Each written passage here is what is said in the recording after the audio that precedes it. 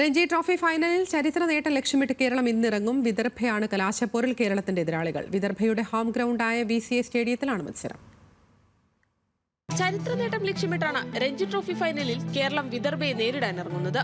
ടൂർണമെന്റിൽ ഇരു ടീമുകളും തോൽവി അറിഞ്ഞിട്ടില്ല.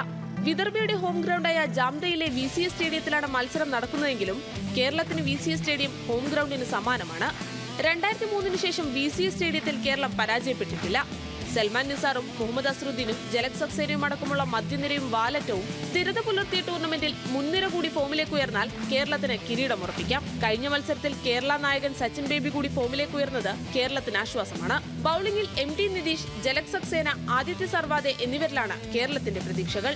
അതിഥി താരങ്ങളുടെ കരുത്തിലാണ് കേരളവും വിദർഭയും ഇറങ്ങുന്നത്. സീസണിൽ ബാറ്റിംഗിൽ വിദർഭയുടെ കരുത്ത് മലയാളി ബന്ധമുള്ള കരുൺ നായരാണ്. വിദർഭയോടൊപ്പം 2 കിരീടങ്ങൾ നേടിയ ആദിത്യ സർവാദെ കേരള നിരയിലാണുള്ളത്. VCA സ്റ്റേഡിയത്തിലെ സാഹചര്യങ്ങൾ അറിയാവുന്ന സർവാദയുടെ സാന്നിധ്യം കേരളത്തിന് മുതൽക്കൂട്ടാണ്. 2018-ലും 19-ലും കപ്പുയർത്തിയ വിദർഭ കേരളത്തിന് കനത്ത വെല്ലുവിളിയാണ്. രഞ്ജി നോക്കൌട്ടിൽ വിദർഭയോട് കേരളത്തിന്റെ റെക്കോർഡ് മികച്ചതല്ല. 2017-18 സീസണിൽ ക്വാർട്ടർ ഫൈനലിലും 2019-20 സീസണിൽ സെമിയിലും വിദർഭയോട് കേരളം പരാജയപ്പെട്ടിരുന്നു. ഇതിനെല്ലാം മറുപടി പറഞ്ഞ രഞ്ജി ട്രോഫിയിൽ ആദ്യ കിരീടമാണ് കേരളം ലക്ഷ്യമിടുന്നത്. ടൂർണമെന്റിലെ കരുത്തർ കലാശപ്പോരിൽ ഏറ്റുമുട്ടുമ്പോൾ മത്സരം കനക്കുമെന്നുറപ്പ്. Sports desk, news Malayalam.